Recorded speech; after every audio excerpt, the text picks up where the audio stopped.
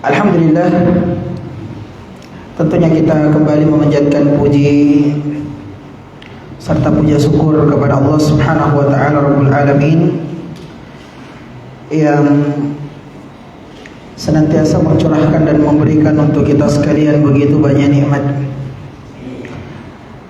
Di antaranya adalah nikmat yang kita bisa rasakan di malam hari ini, nikmat berupa keimanan yang masih melekat pada diri kita,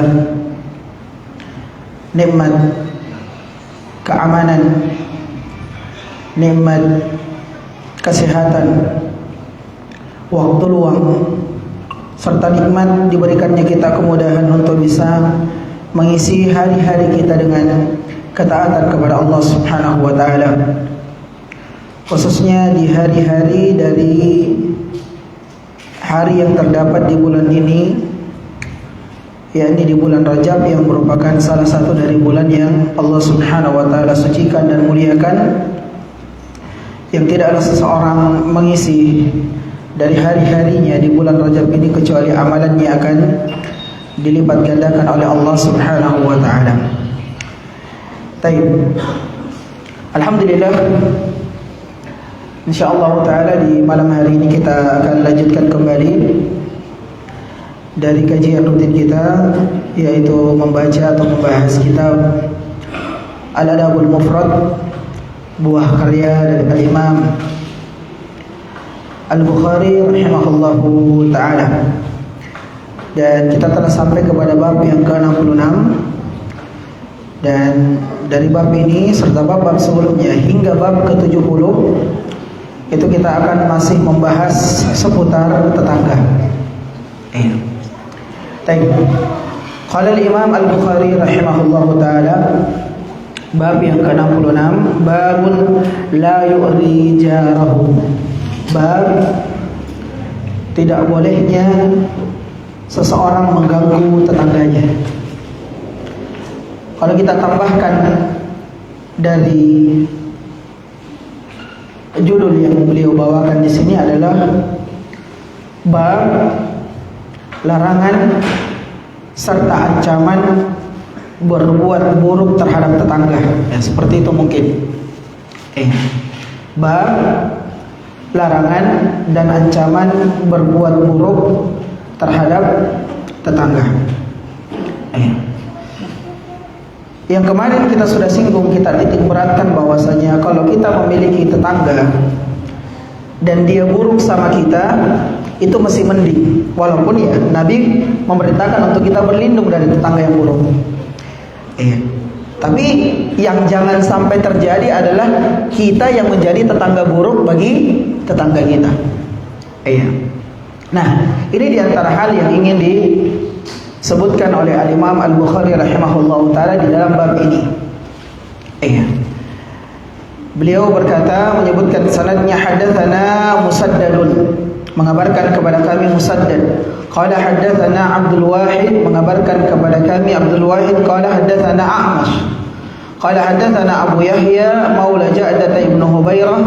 Qala sami'tu Abu Hurairah radhiyallahu ta'ala anhu yaqul, aku mendengar Abu Hurairah radhiyallahu ta'ala anhu pernah berkata, qila li Nabi sallallahu alaihi wa ala alihi wa sahbihi wasallam, dikatakan atau Nabi pernah ditanya, atau juga bisa kita terjemahkan diberitakan, atau bisa juga disampaikan kepada Nabi. Ya Rasulullah, ya Rasulullah, wahai Rasulullah, inna fulanata taqumul laila wa tasumun nahara. Saya memiliki tetangga seorang wanita, di mana dia ini adalah orang yang senantiasa menegakkan salat malamnya, wa tasumun nahara, dan dia pun berpuasa di siang harinya. Wa tasaddaqu, dia pun bersedekah. Subhanallah ya. Di sini disebutkan dari amalan-amalan yang utama, dari ibadah-ibadah yang besar, dari ibadah-ibadah yang agung. Yang pertama adalah salat lail. Yang kata Nabi alaihi salatu wassalam, sebaik-baik salat setelah salat yang wajib adalah salat malam, salat lail. Nah, yang awalnya asalnya salat lail atau salat tahajud yang biasa kita kenal dengan bahasa seperti itu diwajibkan kepada Nabi alaihi salatu wassalam. Makanya datang dalam bentuk perintah. Ya ayyuhal muzammil qumil laila illa qalila. Nah, wahai orang yang berselimut, bangkitlah dan dirikanlah salat. Wa minal laili fatahajjad bihi, dan di sebagian malam maka bertahajudlah engkau. Jadi datang dalam bentuk perintah. Walaupun akhirnya salat lail itu kemudian hanyalah disifatkan sebagai salat atau ibadah yang sifatnya sunnah. Nah, namun dia adalah salat sebaik-baik salat setelah salat fardu. Kemudian dia watasumun nahar. Dia orang yang menjaga ibadah puasa di siang harinya. Subhanallah ya.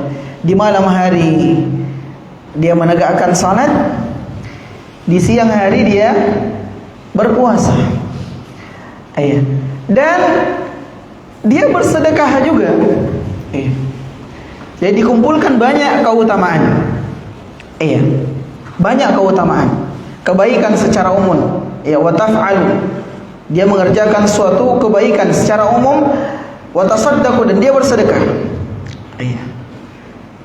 Akan tetapi wa tu'thi jiranahu bilisaniha, baik salatnya, baik puasanya, banyak ibadah-ibadah tambahannya, dia pun tidak meninggalkan untuk bersedekah. Hanya bersamaan dengan itu dia mengganggu tetangganya dengan lisannya. Faqala Rasulullah sallallahu alaihi wasallam, setelah mendengar penuturan itu, maka Nabi SAW bersabda, la khaira fiha, tidak ada kebaikan padanya. Ini jangan dipahami semuanya disebutkan oleh pensyarah rahimahullah hafizahullah taala bahwa sama sekali salatnya tidak baik, tidak ada nilainya, puasanya juga seperti itu dan lain, tidak. Hanya saja dosa terkait masalah berbuat buruk terhadap tetangga itu bisa menghabiskan amalan-amalan yang lain, yang sehingga amalan itu tidak bernilai. Nah, kata Nabi, la khaira fiha, tidak ada kebaikan padanya. Seolah-olah salatnya, salat malam yang dia tegakkan, puasa yang dia laksanakan di siang hari, kebaikan-kebaikan yang dia kerjakan, sedekah yang dia infakkan di jalan Allah, itu menjadi sia-sia. Kenapa? Karena satu dosa yang dia kerjakan, satu kesalahan yang dia lakukan. Apa itu? Yaitu mengganggu tetangganya. Itu pun gangguannya sekedar gangguan lisan. Nah, dari sini ikhwani wa akhwati fid din, kaum muslimin dan muslimat rahimani wa rahimakumullah, kita bisa mengambil banyak pelajaran. Yang pertama adalah penjelasan Nabi sallallahu alaihi wa ala alihi wasallam untuk betul-betul seorang muslim itu memperhatikan akan hubungannya bukan hanya dia proteskan, bukan hanya dia perhatikan, bukan dia hanya jaga bagaimana hubungannya kepada Allah, tapi dia harus memperhatikan, dia harus jaga, dan juga dia harus prioritaskan dalam kehidupannya adalah memperhatikan bagaimana hubungannya kepada sesama manusia, khususnya kepada tetangganya. Nah, dan di sini disebutkan sekiranya seorang yang mengerjakan salat di malam hari dan dia berpuasa di siang hari, dia bersedekah dan dia melakukan kebaikan-kebaikan yang lainnya, itu kemudian bisa menjadi tidak berguna apabila dia melakukan satu kesalahan, yaitu mengganggu tetangganya. Nah, bagaimana lagi kalau ternyata dia tidak memiliki itu semua? Salat juga tidak, puasa ya lebih-lebih lagi, sedekah pun jarang. Bersamaan dengan itu juga mengganggu tetangga. Maka ini kezaliman di atas kezaliman terhadap diri dan orang lain. Nah, dan dari hadis ini bahwa betapa banyak manusia yang mungkin tertipu dengan amalannya, yang dia sadar ataupun tidak bahwa ada keadaan yang ternyata di sana dia terperangkap, di sana dia terjatuh,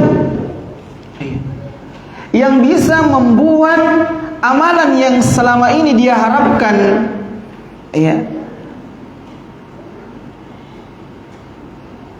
di sisi Allah dia dapatkan hasil, dia akan petik dari buah dari amalan tersebut berupa ganjaran pahala di sisi Allah. Namun ada satu hal yang mungkin dia acuh, yang membuat amalan-amalan itu kemudian gugur. Makanya secara umum Allah Subhanahu wa taala sebutkan, menceritakan tentang seorang manusia, sekelompok manusia atau di antara golongan manusia di hari kiamat yang Allah sebutkan tentang amalan-amalannya.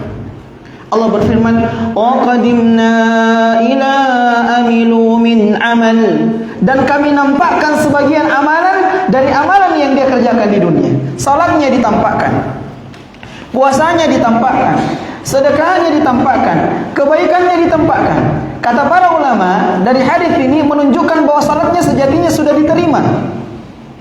Artinya telah memenuhi dua syarat, ikhlas dan ittiba, karena telah disebutkan.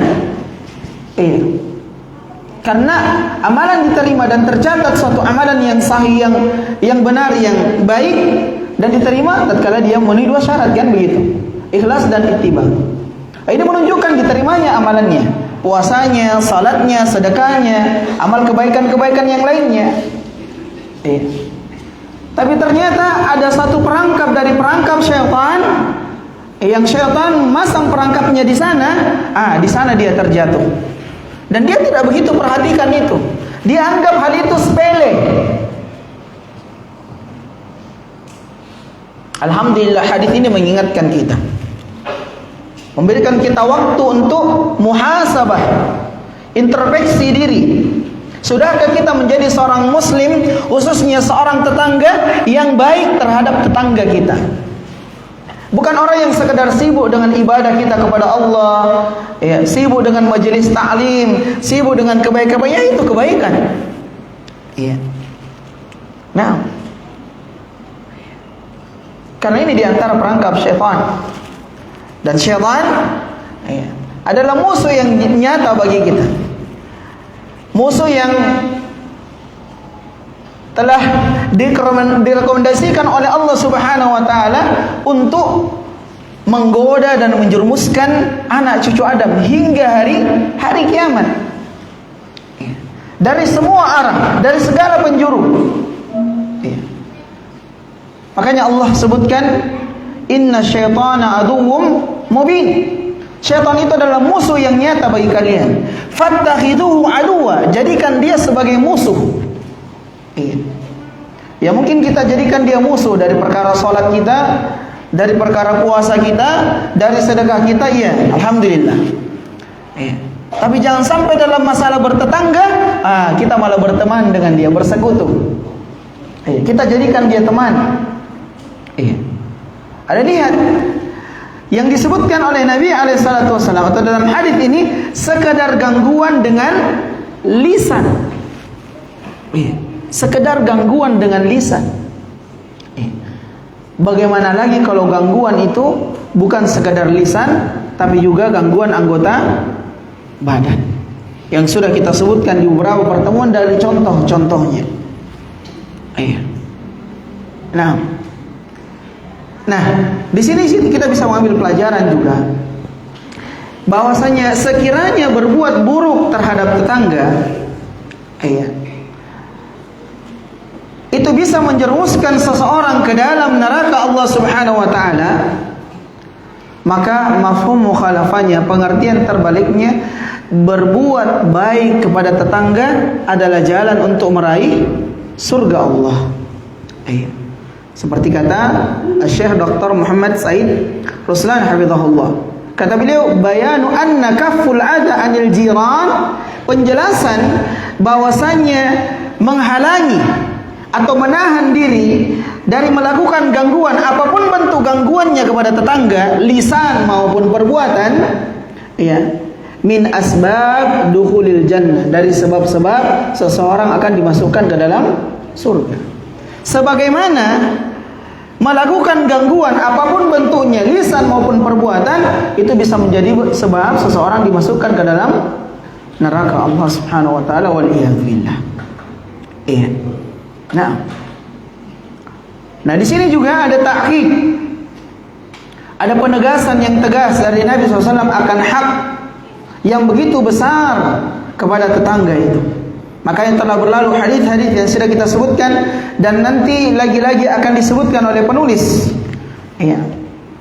Dari hadis Nabi sallallahu alaihi wa alihi wasallam, mazala Jibril yusini bil jari hatta dhanantu annahu sayuwarrithuhu, di mana Jibril senantiasa datang berwasiat kepadaku, kata Nabi alaihissalatu wassalam, untuk berbuat baik kepada tetangga sampai saya menyangka tetangga itu akan dapat harta warisan.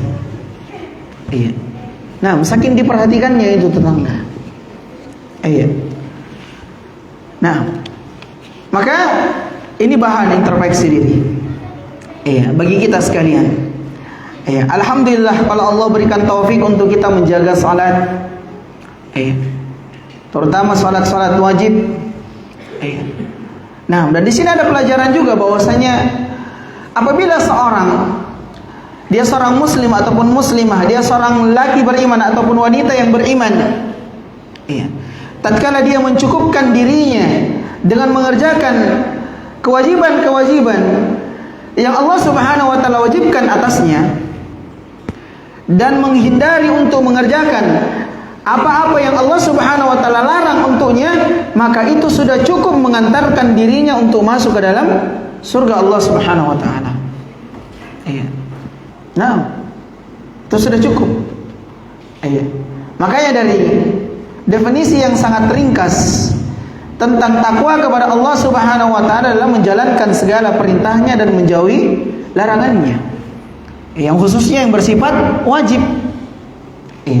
Untuk itu, hal yang juga menjadi pelajaran dari hadis yang kita bacakan ini, jemaah sekalian rahimani wa rahimakumullah, bahwasanya di antara perkara yang memang penting untuk diketahui bagi seorang muslim, yang pertama adalah perintah untuk berbuat baik kepada tetangga, yang bersamaan dengan itu larangan untuk berbuat buruk kepada tetangga. Nah, sebagaimana kita harus wajib mengetahui tentang perintah salat, dan kaifiat tentang salat, dari takbir hingga salam, maka di sini kita juga bisa mengambil pelajaran bahwa hal-hal yang berkaitan tentang perintah berbuat baik kepada tetangga dan bentuk-bentuk gangguan terhadap tetangga juga wajib untuk kita pelajari. Kenapa? Karena itu sebab-sebab yang bisa mengantarkan seseorang kepada surga Allah, atau sebaliknya menjadi sebab yang mengantarkan seseorang kepada neraka Allah.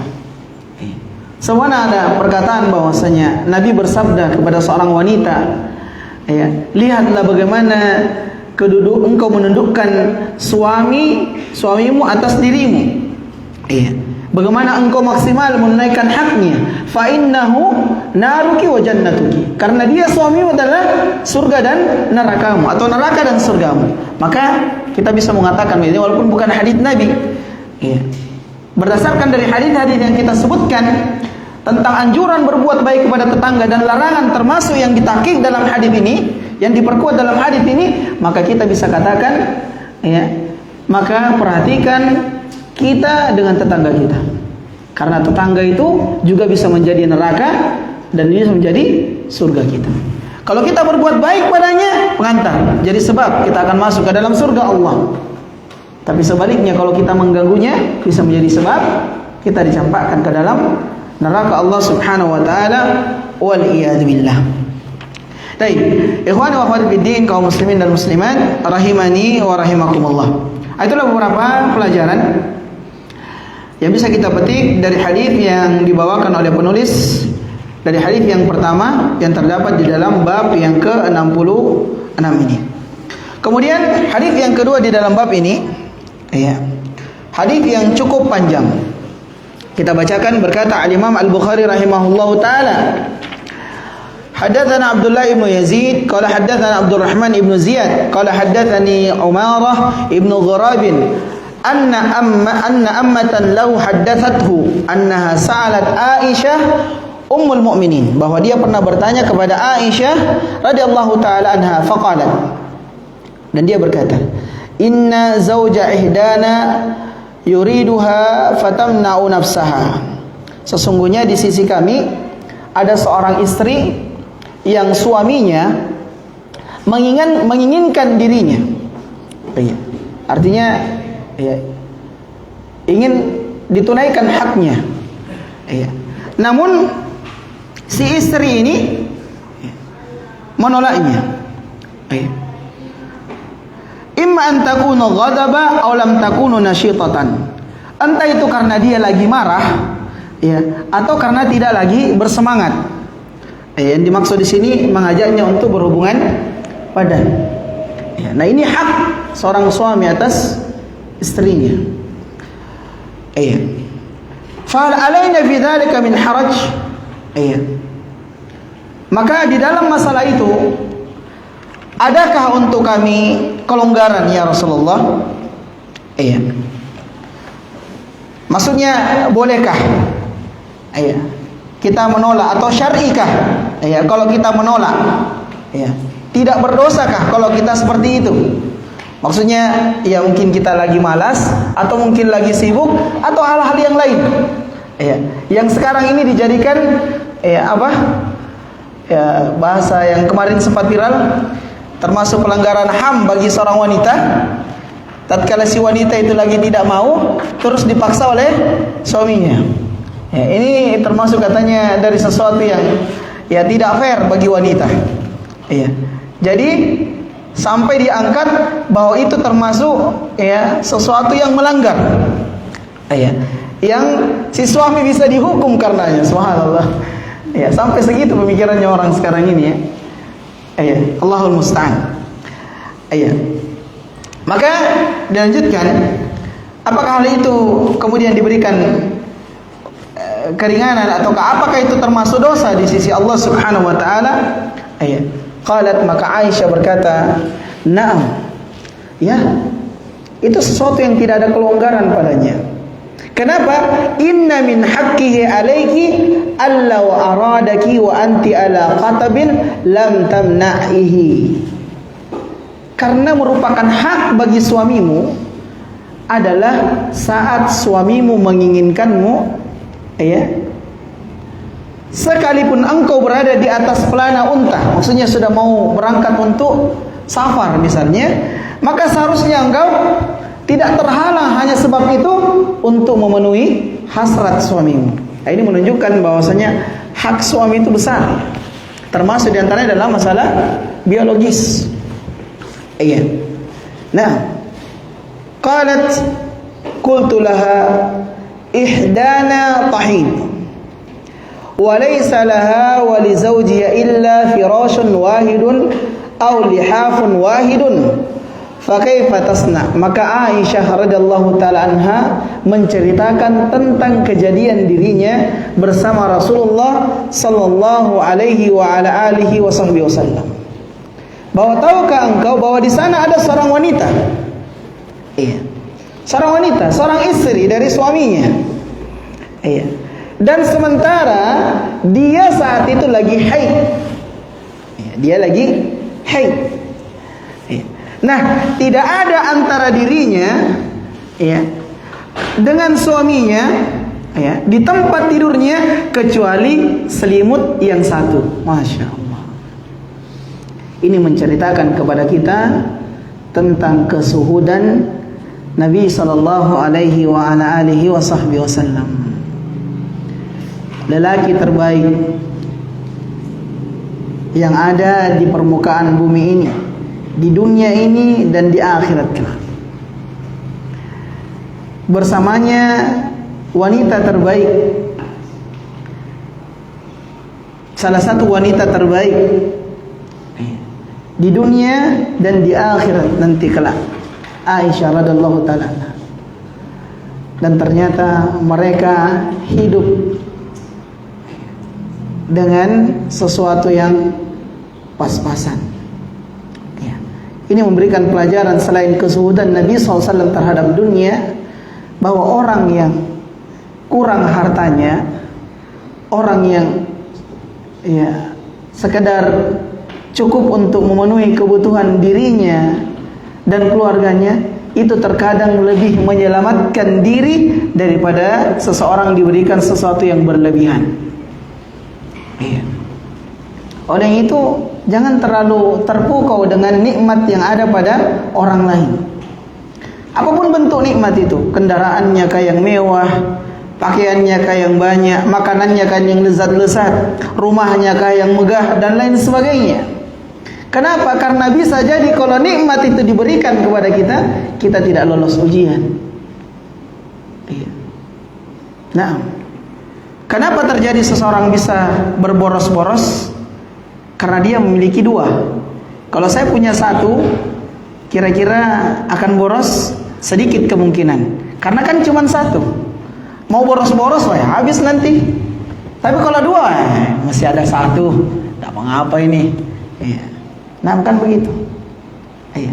Lihat Nabi SAW tidak ada di rumahnya kecuali satu tempat tidur dan satu selimut yang dipakai untuk berdoa. Pelajarannya juga ya, ini membuat seseorang bisa lebih romantis sama pasangannya. Kalau masing-masing punya selimut ya kayak orang buku bombe. Iya. Suami punya selimut sendiri, istri juga punya selimut sendiri.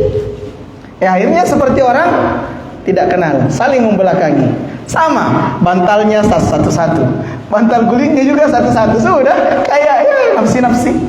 Iya. Belum lagi masing-masing punya HP satu-satu ya, main HP di tempat tidur masing-masing. Allah musta'an. Iya, masing-masing bercahaya. Si suami bercahaya, cekakan cekikikan dengan HP-nya, si istri pun bercahaya, cekakan cekikikan dengan HP-nya. Allah musta'an. Iya. Tidak tercapailah ya hubungan yang indah. Padahal di situ di antara tempat yang paling terbaik seorang suami dan istri itu mendekatkan, mempererat hubungannya. Ya khususnya dari pasangan yang mungkin sudah puluhan tahun menikah. Ya dipupuk lagi. Kalau di rumah ada dua selimut, yang satunya pura-pura pinjamkan sama mertua atau orang tua. Afwan sayang, kayaknya selimut ini mau dipakai dipinjam sama orang tua kita, satu selimut dulu ya. Masya Allah ya. Piring juga begitu, piring ya. Yang lain kasih masuk lemari dulu, biar nanti kalau makan satu piring berdua. Nah, baik. Itu diceritakan oleh Aisyah radhiyallahu taala. Maka tahukah engkau apa yang harus dilakukan? Qalat litashuddu 'alaiha izaraha thumma tanamu ma'aha falahu ma fawqa dhalik. Maka hendaknya dia tetap memberikan hak suaminya atas dirinya, namun dia harus mempererat ikatan sarungnya kalau dia haid, dan dia tetap tidur bersamanya. Dan inilah yang dilakukan, karena ini hadis panjang ya. Inilah yang dilakukan oleh Nabi sallallahu alaihi wasallam saat aku mendapati haid. Nah, maksudnya dia bernikmat-nikmat selain dari kemaluan. Selebihnya boleh. Makanya di dalam pembahasan ini para ulama membolehkan yang kita istilahkan dengan onani bagi seorang suami saat istrinya haid, tapi bukan dengan tangannya, tapi dengan tangan istrinya. Atau sekadar menggesekkan ke badan istrinya selain daripada kemaluannya. Untuk dibahas oleh para ulama kita. Walaupun hadis ini hadis yang panjang ini, itu hadis sanadnya yang dhaif, tapi penghujungnya yang kita mau petik. Di mana Nabi SAW, ceritanya kita ringkas ya. Jadi Nabi bernikmat-nikmat dengan Aisyah, selain di kemaluannya, kita bahas agama, tidak perlu malu kan? Kita bahas agama ini, hadis. Aisyah sendiri menceritakan banyak pelajaran supaya kita umatnya juga seperti itu. Supaya jangan dijadikan satu, ini harusnya memang dua, ini tidak bisa satu. Tidak, bisa jadi satu. Lakukan seperti yang dipakai oleh Nabi SAW. Bernikmat di jalan yang lain yang dihalalkan. Sembari seperti itu, roti yang disediakan Aisyah untuk Nabi SAW ternyata ada domba tetangga yang memakannya. Saat itu Nabi berbaring di mana? Di kedua atau ke sisi pahanya Aisyah. Untuk apa? Menghangatkan badannya. Menghangatkan badannya. Dia berbaring di paha Aisyah radhiyallahu taala. Karena ada domba yang makan roti, Aisyah mau menangkapnya, mau menyelamatkan roti tersebut. Akhirnya dengan gerakannya membuat Nabi SAW terbangun. Maka Nabi SAW, faqala Nabi SAW, khudhi ma adrakti min kursik wa la tu'si jaraka fi sya'atihi. Ambil bagian yang tersisa yang disisakan oleh domba itu, tapi jangan mengganggu tetangga disebabkan karena gangguan dombanya. Subhanallah. Ini penghujungnya yang mau dibahas. Walaupun banyak pelajaran dalam hadis ini, panjang ya. Jadi terkadang kita kan mendapat gangguan dari tetangga. Akhirnya kalau bahasa kita, supaya poli. Dia ganggu kayak ganggu juga. Dia juga kasih begitu, saya juga kasih begini. Cari pulinya. Padahal tidak seperti itu. Inilah Nabi SAW. Inilah agama kita. Inilah yang disyariatkan dalam syariat kita yang mulia ini. Kata Nabi SAW, ambil yang engkau sanggup ambil dari apa yang disisakan oleh domba itu. Tapi jangan sebab karena domba tetangga mengganggu kita, itu kemudian kita balas dengan mengganggu tetangganya, walaupun dalam bentuk gangguan kepada dombanya. Mungkin ini domba, kita kan begitu. Nanti kalau ayamnya tetangga menyeberang ke saya, selesai. Siapa suruh menyeberang terus? Nah kan begitu. Tidak. Jangan karena gangguannya kita mengganggunya. Termasuk kepada hewan yang mengganggu kita, karena itu milik tetangga kita. Masya Allah, indahnya Islam ya. Nanti ini akan datang babnya setelah pembahasan ini. Setelah pembahasan tetangga, itu nanti akan ada bab yang dibahas oleh penulis rahimahullah, bab membalas keburukan dengan kebaikan. Nanti akan datang. Baik. Dan nanti mungkin kita akan kembali menyinggung apa yang disinggung oleh Imam Al-Bukhari dalam bab ini. Tapi di sini beberapa pelajaran yang tadi sudah kita sebutkan sebagiannya, tapi yang paling intinya adalah bagaimana hak tetangga itu ditunaikan dan betapa bahayanya serta ancaman mengganggu tetangga sekalipun asalnya sebabnya itu kita yang diganggu duluan. Dan bukan tetangganya yang ganggu kita, hewan piaraannya yang mengganggu, itu pun tidak dibenarkan. Iya. Baik, sekarang hadis yang ketiga di dalam bab ini, bab yang ke-66 ini. Berkata Imam Bukhari rahimahullahu taala, haddatsana Sulaiman ibnu Daud Abu Rabi', mengabarkan kepada kami Sulaiman ibn Daud Abu Rabi', qala haddatsana Ismail ibnu Ja'far, qala haddatsana Ala ibnu Abdurrahman an abihi, dari ayahnya, an Abi Hurairah radhiyallahu taala anhu, anna Rasulullah sallam qala, Nabi SAW bersabda, la yadkhulul jannah. Lebih tegas ini. Iya. Penegasannya lebih kuat. La yadkhulul jannah. Tidak bakalan masuk surga. Man la ya'manu jaruhu bawa'iqahu. Tidak bakalan masuk surga siapa saja yang tetangganya tidak merasa aman dari gangguannya, dari kejahatan-kejahatannya, entah itu gangguan lisannya ataupun anggota badannya. Kawan, ini penting ya, karena itu tadi kita mungkin selamat dari sisi-sisi sholat kita, ya. Walaupun tidak ada jaminan, ya, tapi kalau kita katakan kita sholat kita bagus, puasa kita bagus, sedekah kita bagus, ya, kebaikan-kebaikan kita laksanakan, tapi ini perhatikan tetangga ini, ya, ancamannya luar biasa, ya, ancamannya luar biasa dari Nabi SAW. Dan bentuk gangguan apa saja, bentuk kejahatan apa saja, ya, lisan maupun amal perbuatan, ya. Oleh itu, ya, seorang harus berhati-hati bagaimana dia terhadap tetangganya, sebagaimana seorang berhati-hati dari, mungkin kita katakan, dari sesuatu yang bisa melukai atau menyakiti badannya. Kalau kita berjalan, yang di satu jalan itu mungkin kita kenal di situ ada duri, ada pecahan beling dan lain sebagainya, maka tentu kita akan berhati-hati. Kita akan berhati-hati. Pertama, minimal kita memakai pengaman misalnya.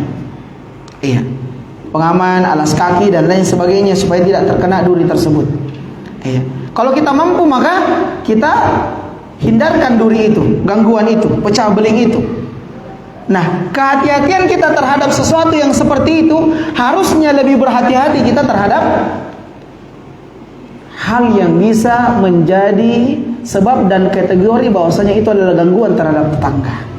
Kenapa? Karena itu bukan urusan dunia, ini urusan akhirat. Nah, kalau kita sekedar dilukai badan dan itu biasa di dunia. Ini kapan kalau itu kategorinya masuk terhadap gangguan terhadap tetangga, sebuah ancaman Nabi SAW. Bisa menjadi sebab terhalang seseorang masuk surga, alias dia dimasukkan ke dalam neraka Allah Subhanahu wa taala. Nah, makanya kami nasihatkan secara umum. Dan saya mohon maaf secara khusus teman-teman yang mungkin punya usaha, apapun bentuk usahanya antum. Entah itu usaha itu bisa menimbulkan asapkah, atau usaha itu bisa mengeluarkan suarakah, atau usaha itu mungkin ada yang bisa mendatangkan baukah, kalaupun itu harus usahakan berbicara baik-baik dan minta izin sama tetangga, minta kehalalan. Saudaraku, saya punya usaha seperti ini. Usaha saya ini ya terkadang ya maklumlah, mungkin suaranya agak keras dan bisa mengganggu, tapi Islam mengajarkan kami tidak mengganggu tetangga. Sekiranya engkau izinkan, saya akan lanjutkan usaha ini, tapi kalau tidak engkau izinkan, saya lebih takut dari apa yang diancamkan oleh Rasulullah SAW daripada ingin memperoleh dunia. Inilah ketakwaan. Inilah ketakwaan. Jenjang-jenjang ketakwaan itu subhanallah. Nah, inilah ketakwaan. Kalau kita betul-betul bertakwa kepada Allah, mengaku pengikut Rasulullah SAW, maka kita jalankan perintah-perintahnya, kita jauhi larangan-larangannya. Di antaranya ini, kita harus waspada. Nah, kita mungkin ya seperti yang mungkin rumahnya di lorong-lorong itu. Iya. Yang memiliki satu kendaraan apalagi lebih. Iya. Terkadang mungkin sebentar kita parkir kendaraan, tapi sebentarnya itu terkadang berpapasan dengan waktu mengganggunya. Ini bahaya. Ya, khawatir, mengkhawatirkan. Apa saja bentuknya, usaha kita, perbuatan kita, kalau bisa dari awal kita minta kehalalan kepada tetangga kita. Nah, baik. Alhamdulillah selesai tiga hadis yang dicantumkan di dalam bab penulis ini sebagaimana babnya, bahwa larangan dan ancaman yang keras atas orang yang berbuat buruk atau menyakiti tetangganya. Maka tadi kita sebutkan di mukaddimah, kalau kita yang disakiti ya itu aset kita nanti di hadapan Allah. Nah, kita akan mendapatkan hal yang kita akan raih dari kezaliman yang dia berikan sama kita. Tapi yang menjadi pertanyaan besarnya adalah jangan sampai kita yang menjadi tetangga buruk terhadap tetangga kita. Baik. Kemudian bab yang selanjutnya, bab yang ke-67. Sudah masuk waktu ya? Baik. Mungkin ini bab yang ke-67 kita bacakan di pertemuan yang berikutnya. Yang sebagai kesimpulan lagi, kita ingatkan kami dan jemaah sekalian serta para pemirsa, ya, perhatikan dari hubungan kita terhadap tetangga, dan termasuk kebaikan terhadap tetangga adalah menahan diri dari melakukan gangguan terhadapnya. Ini diantara kesimpulannya. Dan termasuk kebaikan terhadap tetangga adalah kita menahan diri dari mengganggunya, baik dari lisan maupun perbuatan kita. Kalau kita tidak bisa kasih hadiah ini, hadiah itu, semua yang sudah berlalu babnya, ya minimal kita jangan datangkan gangguan terhadap mereka. Kayak perhatikan, jangan sampai sesuatu yang kita biasa aja ini ma'ruf, iya ma'ruf bagi kita, tapi syariat tidak mentolerir itu. Nah, baik, ini yang dapat kami sampaikan. Semoga bermanfaat untuk kami dan untuk antum sekalian. Wassallallahu ala nabiyina Muhammadin wa ala alihi wasallam. Subhanakallahumma bihamdika asyhadu an la ilaha illa anta astaghfiruka wa atubu ilaik.